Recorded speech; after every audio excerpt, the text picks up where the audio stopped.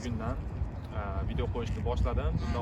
Bundan oldin albatta koreys tiliga oid narsalarni qo'yardim va hozir shu paytgacha bo'lgan 8 yillik Koreyadagi hayotim va hozir ishlarga topshirayotgan jarayon va yaqinda ishni boshlayman. Albatta yangi ish, uzoq muddat topshirishlardan keyin boshqa yangi ishni boshladim. Shu haqida gapirib boraman. Asosan hozir Seul emas, boshqa shaharda, Daejeon shahrida yashaganman 8 yil va Seulga keldim. Seul bu yerda hammasi jarayon juda tez.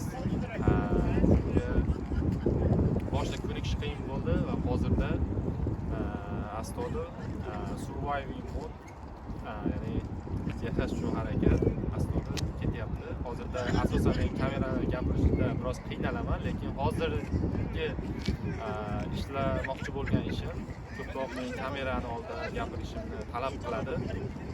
Kundalik videolar qo'yib borishim kerak, o'sha ishimga oid va bundan tashqari o'zimni kanalimni ham yuritib boraman.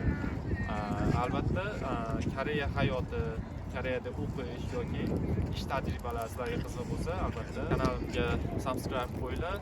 Bundan keyin yangilanishlar bilan albatta bo'lishib boraman.